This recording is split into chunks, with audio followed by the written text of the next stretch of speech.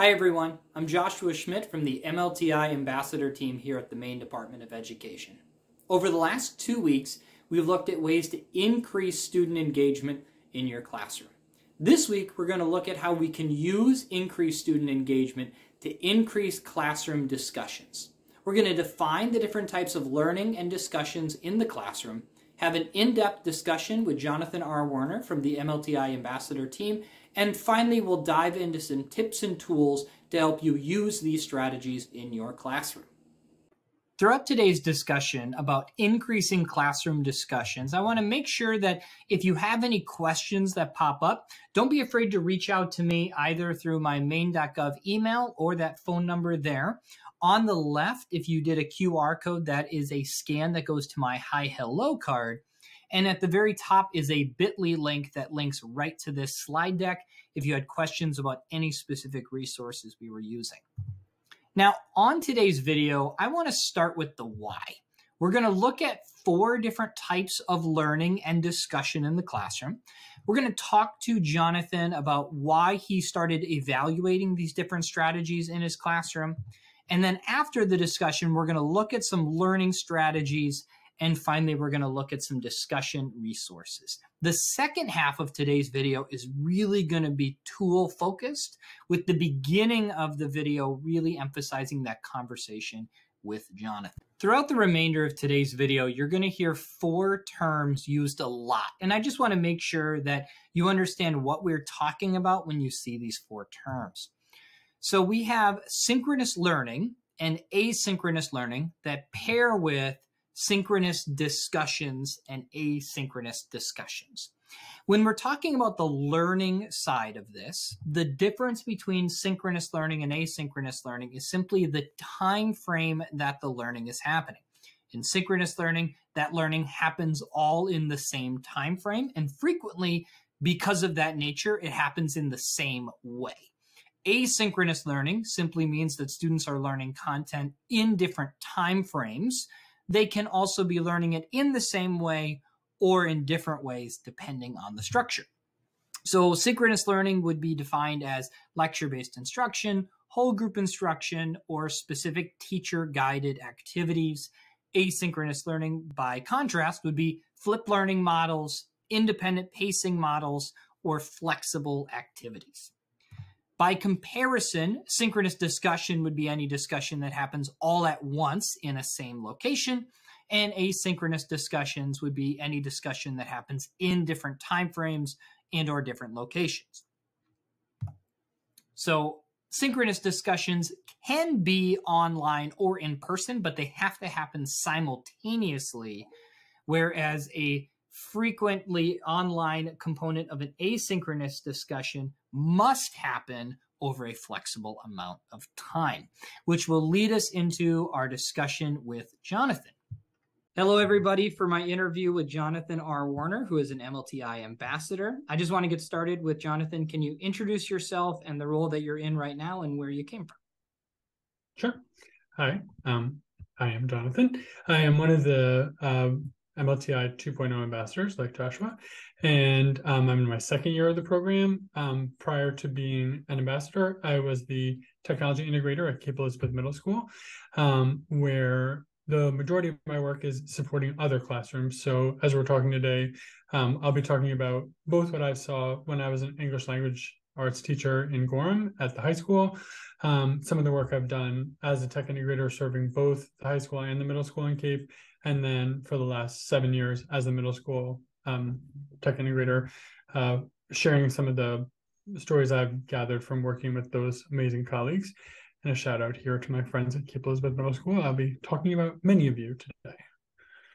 Yeah, and I was very excited when I had started doing the research for this video. You and I came from very different situations, but I feel like the conversations that we had and kind of the topics we were looking at ended up being really similar. And I think that talking about kind of where the perspectives came from and how they've evolved over time will help other teachers who are kind of having these same discussions and thinking about ways to increase that classroom discussion component. So we have 5 questions today that we're going to kind of look at. The first one is kind of a generalized, how do you approach using class time? And why did you start considering ways to make it more effective in your classroom? So this goes all the way back to 2011, when I was teaching at Gorham, and I was teaching American Studies, which at Gorham is a double class, half taught by an English teacher and half by a social studies teacher. So you have between 40 and 50 students in a room, and it's an amazing opportunity to merge. Some of it has a divided wall, so sometimes you're teaching just half the class, but at least twice a week we tried to teach together, and it had great advantages to get those two perspectives. But it also had a huge disadvantage because it meant that whenever you wanted to talk in front of the class as a student, you were doing so in front of 40 or 50 kids. And I found that especially for young women, sophomore year seemed to be a moment when it was really intimidating. And I began to look at ways to get their voices heard more. And this is pretty early on in the use of ed tech in that school district. And I figured that, or sort of found that blogging would be a really effective way to do that. And I could ask my questions in advance. I could have students answer those questions in advance, respond to one another, creating a dialogue before class started, and then using class time to jump off of that. And while we still had sort of typical synchronous discussions, they were so much richer because my young women were participating so much, even more so than the young men who had dominated the in-person time. So that was sort of where my original sensibility came about. How do we change the dynamics of in-person time? And that evolved into sort of several other areas of what does it look like if we're going to do asynchronous work in paper writing and in editing? How might we use time in class more effectively for that editing, knowing that students are unlikely to go home and read my 3 pages of redlining? Using, once that feature was introduced, accepting comments and then accepting changes, giving them some sense of agency, but also shifting the time in class away from let's everyone talk about the Oxford comma, and instead thinking about, okay, what do those students need, targeting those individual needs. So my shift has been over the course of the last 10 years from feeling like the really traditional model was very effective, and it remains that for many people, and certainly a great thing to have in the mix, to use synchronous time for discussion, all group discussion, using it for lecturing where that's appropriate. But what I found was that both of those two things were really enhanced if I thought about the time outside of class as having a different purpose. And a lot of people talk about the flipped classroom and the idea that you're going to do you would think of as lecture work at home, and then the problem solving in class. And now if we shift to my role at CAPE, I've been blown away by both the middle school and the high school's math, science faculty's willingness to embrace the flipped classroom and really rethink in a similar way, what's the value of this particular time? So from my own experience in the humanities and then seeing their work in science and math, those sort of merged and gave me the sense that none of these were of lesser value. They were just all increased in value if we could think about effectively using asynchronous tools to better prepare people for the time we were spending together. And that was something that we had talked about a lot before, preparing for this interview, that, that there's those 4 types of learning and that they all have incredible value. And for us, we had come from a similar perspective, looking at that synchronous learning time and realizing, from my math classroom, I just wasn't getting enough classroom discussion because that one answer from that one student really changed the rest of the answers that followed. And I wanted to create kind of everyone answering those same questions simultaneously and bringing it back the next day and then having a follow-up discussion from that. So that kind of brings us into our second question, which is focusing on asynchronous learning specifically. How can that asynchronous learning enhance the value of your classroom work time? And I had talked about, I had started flipping my classroom, and that personal strategy did not work for me. But what it absolutely did was help me identify the time that mattered the most to me, which was that classroom work time was so much more effective and valuable when my students had been given that preparation time that the flipped classroom offered. So looking at kind of your own situations and your own classrooms that you've worked in, how have you kind of looked at that asynchronous time, and how has it been able to enhance the value of the classroom? with the caveat that what I'm about to say means nothing to me mathematically, I will give a math classroom example, which is a woman who is in her 60s and is self-declared unlikely to change. This is how she described herself to me, but she was willing to engage potentially with what flipped learning might do for her classroom. Fast forward to she becomes my leading expert on it. She has a little character that flies through her videos and is like, "Hey, friends, let's take a look at the Pythagorean theorem." And the shift in that classroom, and as you just said, ironically, I hadn't thought about it this way, you are trying to encourage more robust synchronous conversation, meaning everyone talking at once. But of course, everyone literally giving their answers out loud at once is not going to help us all that much, unless we're in choir. So the sense of having an asynchronous tool enhancing synchronous conversation is really interesting to me. That's what she found as well, is that, and in the realm of differentiation, if you think about the kid that needed 15 takes or 2 takes to learn the Pythagorean theorem, when she wanted to then apply the Pythagorean theorem, she could assume much more safely that the students in the room had all reached the same level, but not at the same pace. So for me, that sense of asynchronous time being used to make later synchronous time more valuable versus the alternative, which she had had before, teach the Pythagorean theorem today, and then tomorrow teach phase 2. But the students haven't had that ability to practice and sort of find mastery or demonstrate mastery before she moved forward. So using a combination of her formative assessments and then kind of little quick check-ins, she just had a much better sense going forward of what the skill set was.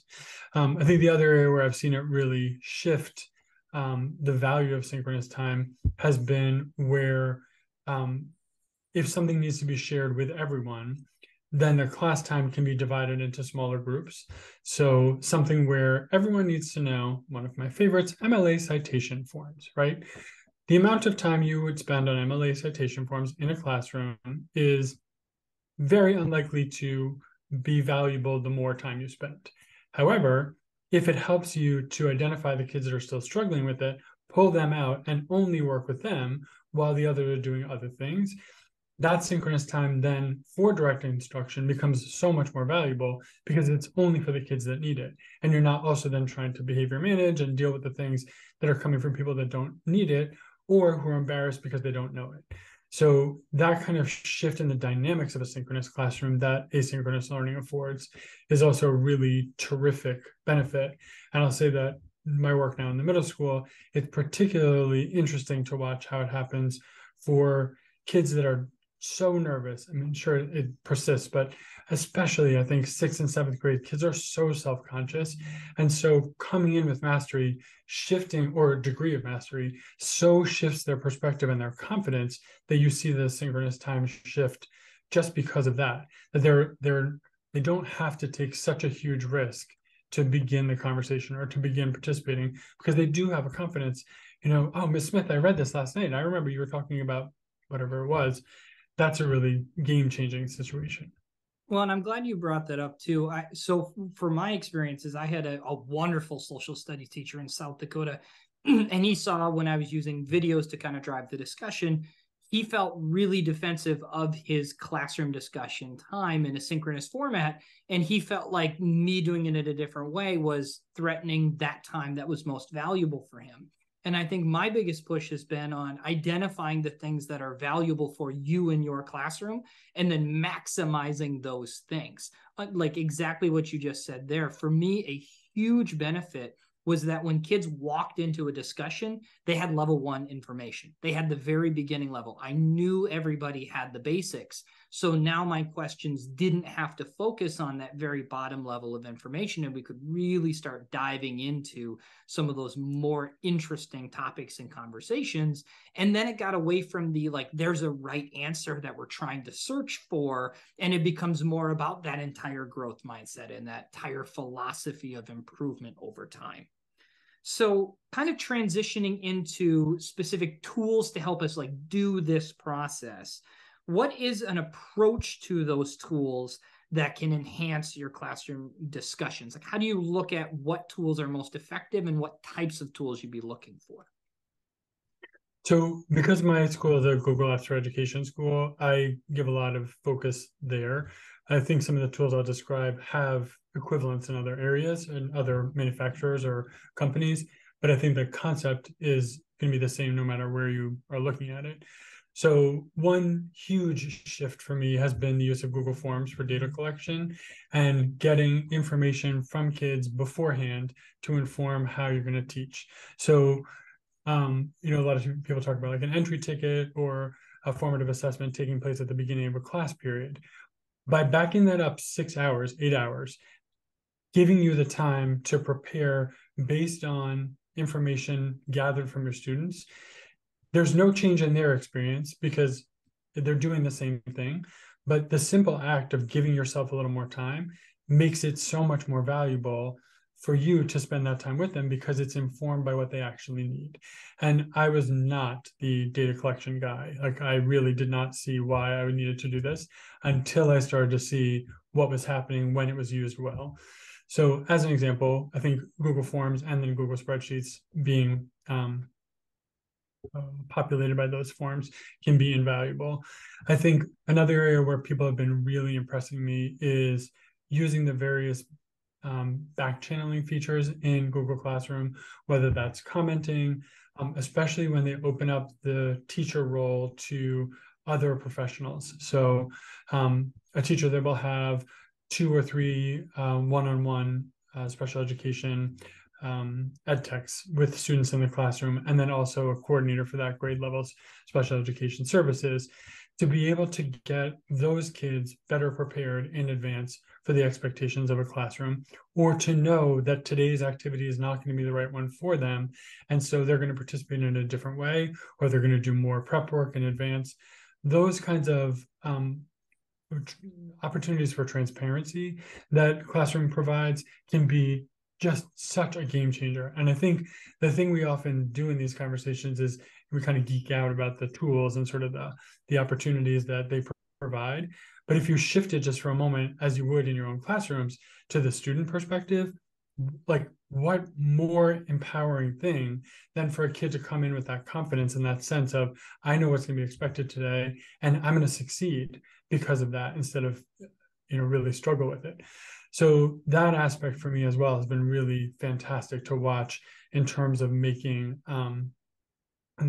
best use of those back channeling or the commenting for the educators, the special educators and the ed techs to see the comments that the teachers making in advance before they sort of get called out on them in the classroom. And then the other one that I think is really effective has been to create collaborative work and come up with ways to, the one I see most often and I love is students collaborating on a presentation. So Google Slides giving them this opportunity to really think together, but not necessarily literally together or at the same time. And this was, of course, invaluable during the pandemic, but persists as a tool for getting kids, whenever they're able to do that work, whether it's during the school day, before, after, they don't need to be in the same place at the same time, which frees up the synchronous time for other purposes. And one of the amazing projects we have at CAPE is a exhibition-based ancient cultures presentation, and it's called Night at the Museum. And the students bring their families and other students in from the elementary school and teach them about ancient cultures, with each small group being responsible for one of the exhibits. The synchronous time is completely shifted. It's not 5 days of lecturing about ancient Egypt, ancient Greece, ancient Rome. It is a focal point, shared perspective. There are small groups that are focused on particular aspects of it and sort of, how do I do the research? Where might I look? How do I cite it appropriately? Certainly there's some common skill sets, but there's never the expectation that there is a fixed body of knowledge that everyone has to know. And I think in that way, that shift in the mindset is maybe the most important thing. And I've talked a bit about this, and I think we will in just a moment, but the sense of that shift of the role of the teacher is really encouraged by asynchronous tools, because it's impossible to be the expert on everything about everything.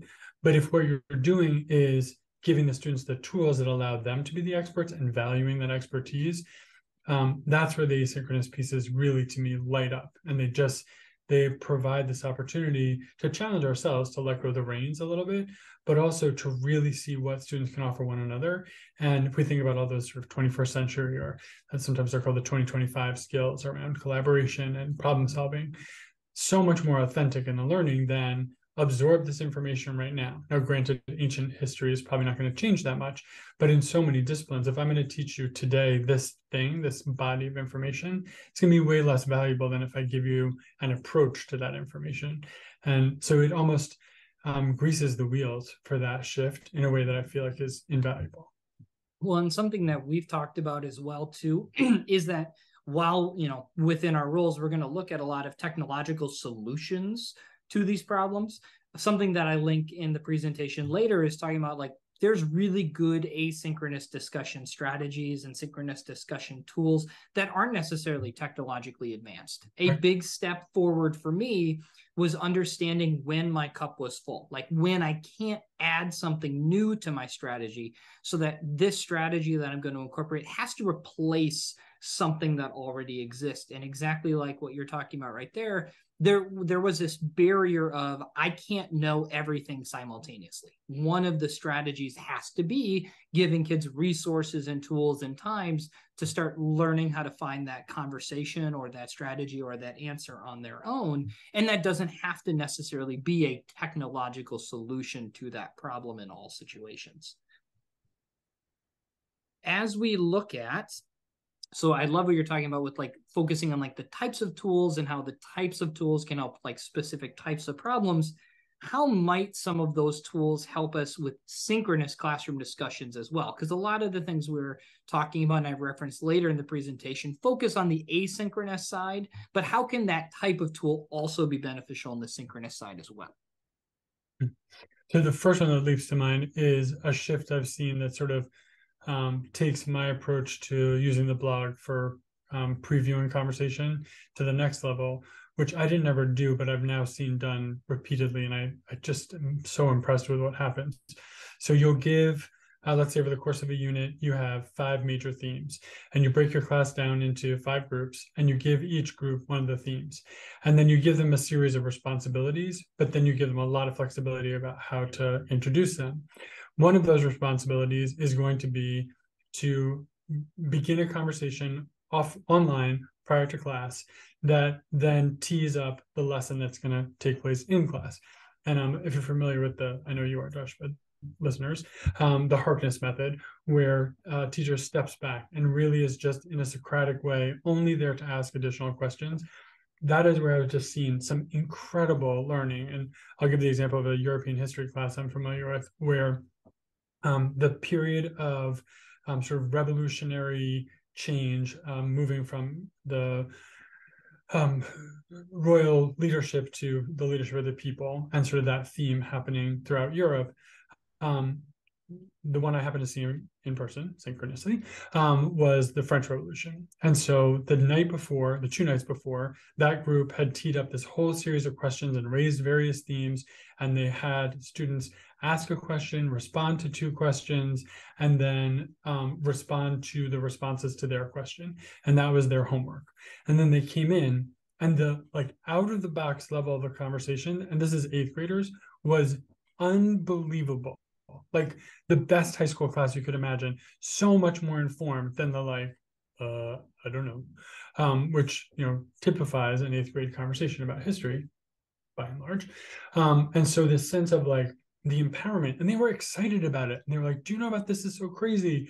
And there was a lot of shock, oh, they did what? Oh my gosh.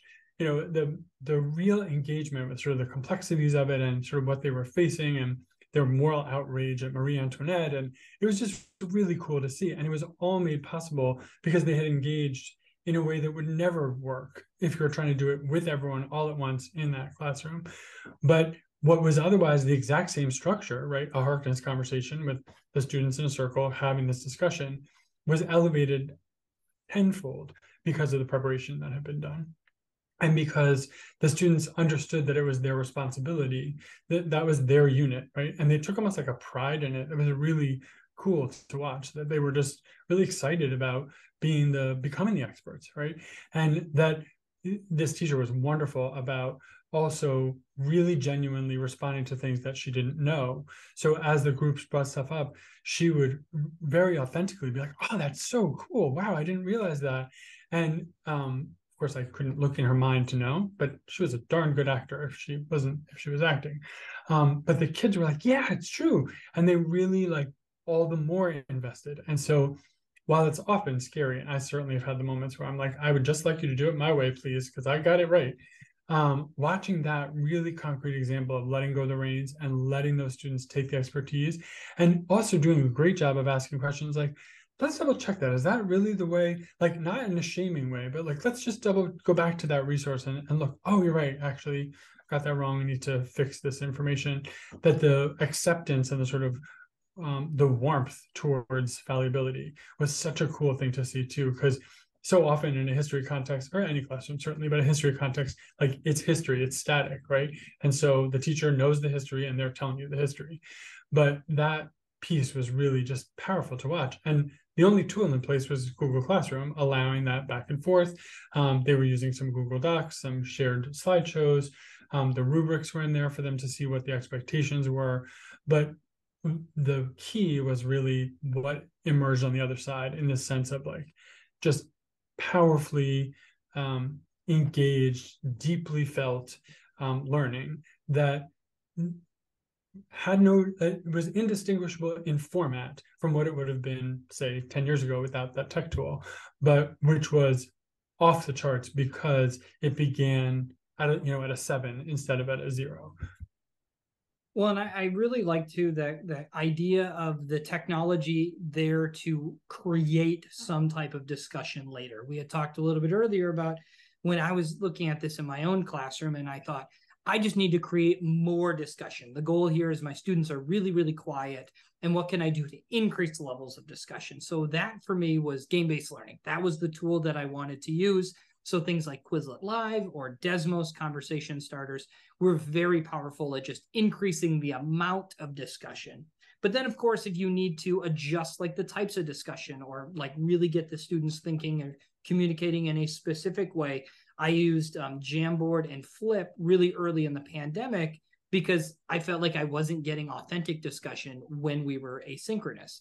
And so kind of identifying like where the tool exists as what solution it's trying to solve is something that I kind of wish I could go back to at earlier stages in my career, because I got attached to like, I want to try something new and I want to try something different. And I didn't always get to this is the thing I'm trying to accomplish with that goal.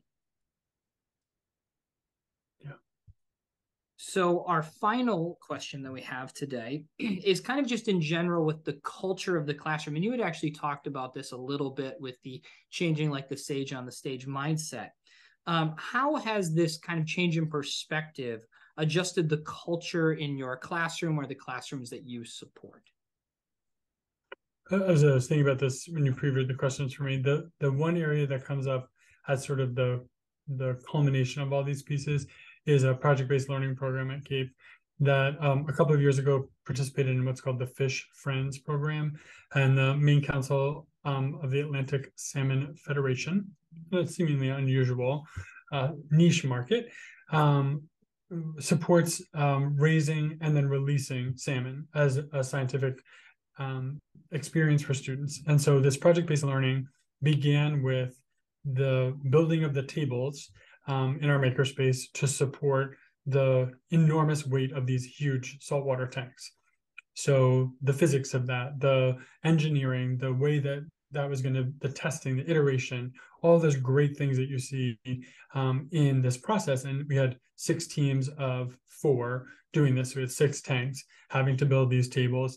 It was such a cool thing to watch, and watching especially the hilarious conversation about how we're going to test them, maybe with concrete blocks instead of with the tanks. There's a good idea, Mr. Werner. Thank you. That really was very valuable, especially when they needed a little bit more shoring up. But then the unit centers on this essential question, which is, how did the Atlantic salmon become endangered and what can we do about it? And every aspect of this next section of the lessons was around the development of the fish, what interrupted the development, what was the effect of overfishing, all these different pieces. And what would happen, the teacher described it very well, I thought, as over the course of a week, let's say there were 15 conversations that were taking place both synchronously and asynchronously between these various groups and finding commonalities. And one group would be struggling with the development, and another group might say like, oh, hey, have you tried this? Have you seen this resource? So it would go back and forth, like out into these little mini conversations offline. And then whenever the teacher saw a commonality between, let's say, 3 or 4 of those discussions, he would bring it back into the classroom and have that. And he almost never solved a problem unless the fish were like in danger. The fish in their classroom were in danger. He would say, all right, so what are we noticing? What do we do about it? Why is there algae building up? How do we figure out? And then talking about sort of the commonality between multiple groups' experiences became the reason for the focus of that synchronous time. But he also was not rigid about thinking about how much time that would require. So it might be 10 minutes, or it might be a full class period. And he was really lucky he had a double period, the way it was set up. So he had 90 minutes potentially. And I saw 2 really robust conversations take almost 90 minutes because of the importance of the commonality and because how much it informed the discussions that were happening outside. And I think just that shift from I'm going to teach you why the Atlantic salmon were dying out to let's explore together why they died out, why they became endangered, and this awesome sort of entrepreneurial sensibility about like, and what can we do about it? Well, one thing obviously is what we're doing right now, but this is just the beginning.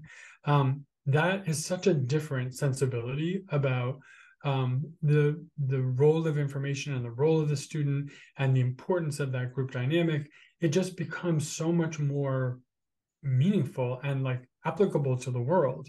What are you going to walk out of your classroom with if you better understand what caused the demise of salmon? You're going to understand maybe the demise of salmon. But if you've been a part of solving that problem and trying to address the problem, totally different mindset, totally different role, and just so much more engagement and excitement because of that sense of urgency and agency. So it should be like a catchphrase, the urgency and agency of project-based learning. But it really is that. And I was so moved to see that. I went to a high school myself that was essential questions based. And I thought they sort of died out. And to see it come back, and that was in a humanities high school, to see it come back in a science context like this, it was so exciting. And I was so delighted to see it. And it really is because of the rethinking of the purpose of class and the tools that now afford this opportunity. And someone introduced me to that verb. I love it, that they provide the groundwork for, they give the opportunities for this different kind of use of time and just change the game completely, giving just such a more authentic and like rigorous experience for the kids because it isn't passive. It's totally engaged and it requires of them a level of energy that they step up. They just really have demonstrated in this class as just one example, what changes when you give those kids not just the information, but like the power to do something with it. Well, and like you talked about there, like the idea of the culture change of the classroom. I feel like in my own environment, that was really the thing that I didn't understand how powerful that was going to be, just getting kids to understand that growth is growth and you're comparing yourself to yourself over time. And when you're doing a realistic project like you had just described there, that does change that entire culture of thinking about like the purpose of the classroom discussion and the purpose of the activity we're doing. It just creates so much more of that authentic process for the kids. And it's one of those things that when you hit it right on the nose, it's so beautiful to see in the moment. But, like we had talked about earlier, there's many different ways and strategies to try to accomplish that goal. And we're not saying that, asynchronous learning is the only way to accomplish it. But if you do find yourself in a situation where you're not getting those authentic conversations and you're not getting that growth mindset, there are some different strategies and tools that might be able to build into those moments. I'll finish by saying that teacher you just reminded me asked the question when I was there, something about sort of what they had taken away from this, what they were going to apply from what they learned today the next day. And the answers were really cool about having to do with the modifications to the salination of the tank and these various things. And afterwards, he was like, you know what no one said? Is this going to be on the test? And I was like, that is a pretty awesome, litmus test of whether or not something's successful. There's no consciousness of that. And this is Cape Elizabeth, where there can be some really intense pressure to perform. These kids were just so invested in the results and the importance of the work that supplanted any sense that it was about pleasing the teacher or meeting some pre-existing standard that was a fixed bar. As you said, they became their own metrics, and really, like the salmon, strangely, became the metric, right? Are we making successful salmon? What a terrific sort of reason to do what you're doing instead of to make Mr. Schmidt happy. Well, thank you so much. I greatly appreciate your time. What I'm going to be doing for the end of this video is kind of going through some of the tools for different strategies that Jonathan and I had mentioned. But if anybody has any questions, don't be afraid to reach out and contact either one of us or another member of the MLTI ambassador team. And then next week, in my next video, we're going to go into some ways to make these types of discussions that we're increasing a little bit more valuable. Thanks for having me, Josh. Have a great day. Throughout our conversation, something that was really important to Jonathan and I is to understand that these 4 types of learning structures don't have one structure that is better than the others, or you're not trying to build towards one structure to improve upon a different method. However, in both of our classrooms, we noticed that synchronous learning, or more specifically lecture-based instruction, had some limitations that other methods could help us be able to adjust. Now, the ones that showed up for me the most often were these 6, and they really came into the limitations specifically around classroom discussion. And so I wanted to find different ways to increase classroom discussion by using other types of learning and other types of discussion methods. Before I was willing to change the structure of my classroom, I instead wanted to look at ways that I could improve or enhance the synchronous learning structure of my classroom. Now, the rest of this presentation is all live links that you can use when looking through it. So please go back to that bit.ly link or the PDF document below to see. Also, though, I do want to note that I want to talk about what these tools did for my classroom. Not necessarily these are the only tools that I think would work for everybody. So the first thing that I used was a website called Desmos that allowed me to mix strategies together. So all of a sudden, Desmos had tools in it that allowed for synchronous learning and asynchronous learning together. The familiarity was very helpful for my classroom. I also started experimenting with flexible grouping so that students could adjust their group based upon their understanding of the skill. If you want more information on flexible grouping, Nicole K-Rod has a wonderful video series where she goes into some tips and tricks on that. And finally, the Cult of Pedagogy article on these strategies was incredibly helpful for me because not every solution needs to be technology-based. Now, the rest of the resources I will include here are technology-based, but that article specifically goes into both technological and non-technological strategies for enhancing synchronous learning and specifically the discussions that come along with it. When we look at asynchronous learning structures, I looked first at the flipped classroom, which what basically the flipped classroom does is in a normal classroom structure, you have whole class instruction that develops into independent practice. In the flipped classroom model, instead, we look at independent instruction, which then builds into classroom practice. And like I talked about in the interview with Jonathan, this was incredibly helpful for me because I learned that classroom practice was so important and valuable to me. You can click below for some more information on using flipped classroom strategies. Now, another strategy for asynchronous structures that I've used are called choice boards, which basically you allow students to make decisions about the content that they are exploring. Eric Wade had 2 video series on choice boards last year, one on creating choice boards and one explaining them, how they are used in Windsor Middle School, which is a fantastic video that I recommend you watching. I also like to mix choice boards with independent pacing so students could make decisions but also work at their own speed. I have a video there in the top right that I went through some tips and tricks on using menus and choice boards. The video is relatively old, so pardon the audio quality.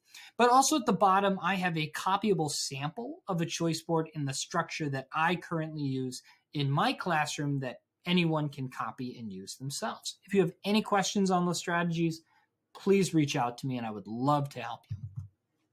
Now, blended learning is kind of becoming the most popular asynchronous learning structure. And the big reason is blended learning likes to take a bunch of different strategies and blend them together to add familiarity to your students, but also keep different strategies evolving over time. Martha Thibodeau, who's another member of the MLTI Ambassador team, is doing a blended learning video series that you can link to here that has some wonderful tips and tricks and strategies that you can use in your own classroom. When I first looked at increasing discussion in my classroom, I didn't really look carefully enough at how synchronous and asynchronous discussions can have different value for myself and my students. So when we look at tools today, I want to look at different strategies that work in a synchronous format and in an asynchronous format, keeping in mind that many of these tools can be used in both.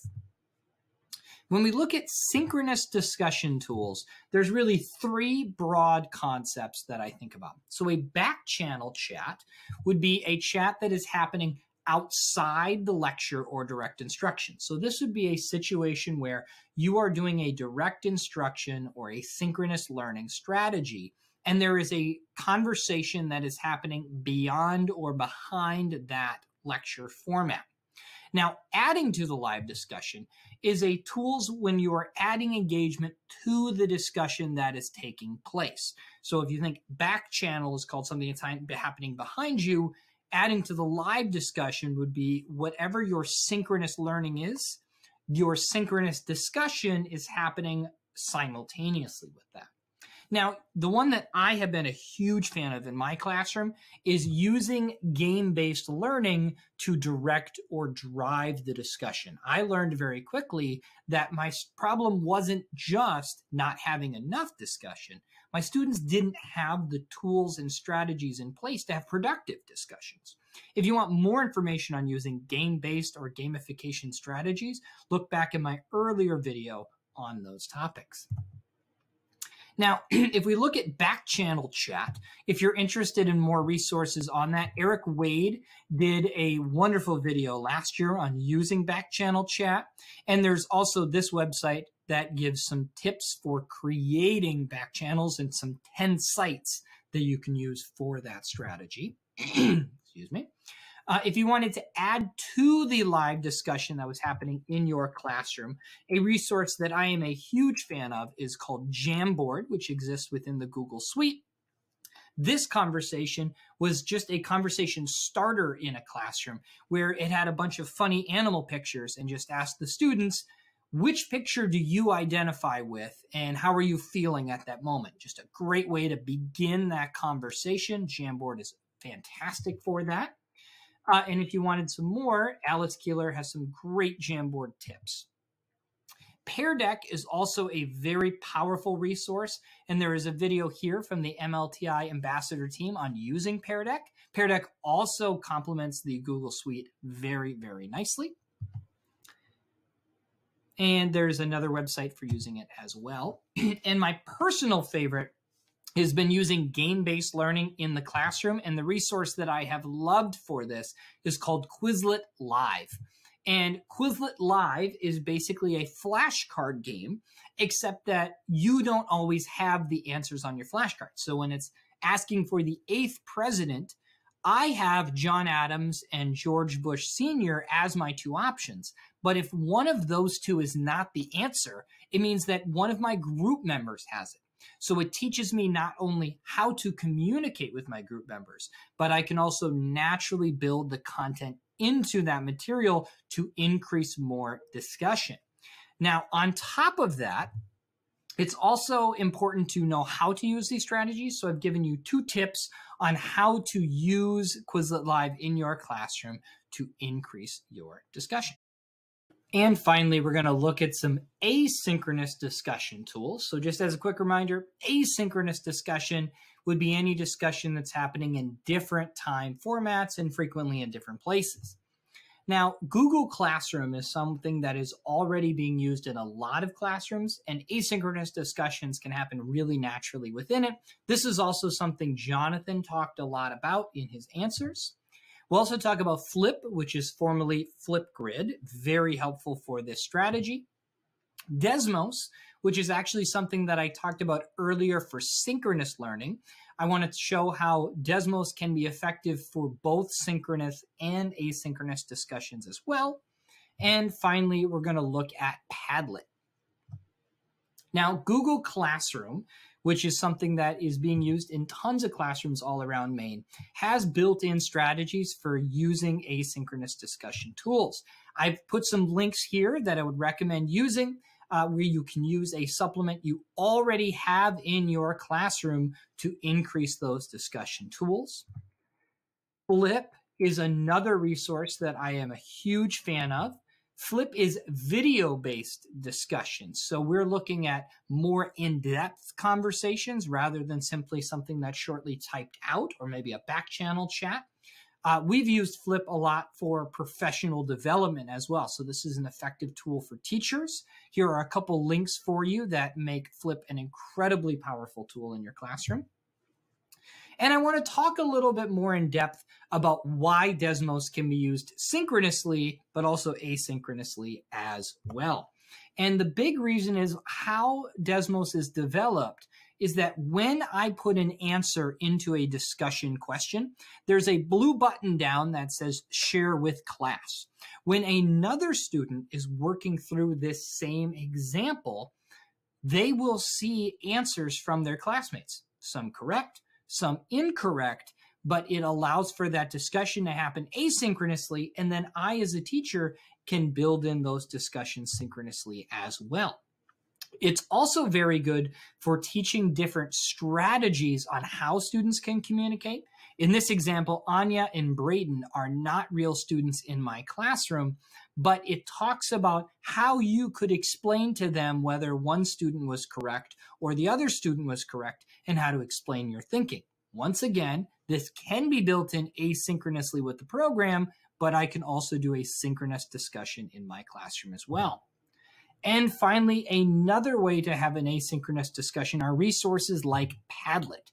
Padlet exists so that you can insert resources and tools and discussions into a board, and they can be tons of resources together. So I just put up an example where I could have book reports, and then we could have warm, cool feedback and cool feedback inside of this program. Padlet's really, really good for storing all of that in one place. It keeps that entire conversation together, but then I could bring this discussion back and turn it into a synchronous discussion as well. Like Jonathan talked a lot about in his answers, one of the most powerful tools of something like a flipped classroom is that preparation time for the discussion, which is beneficial for both teachers and students. Here's 30 ways to use Padlet in your classroom if you're interested in using that resource as well. So today we talked about the 4 different types of learning and discussion structures. Once again, pointing out that none of these are better than other strategies. Every teaching strategy has strengths and weaknesses, and having a different structure in our classroom not only can increase that classroom engagement, but can allow us to focus on a few specific skills at a time. Thank you so much for participating in our video today. If there are any questions that you have for either myself or Jonathan Werner, please reach out to us as part of the MLTI Ambassador team. We would love to be helpful to you in any way that we can.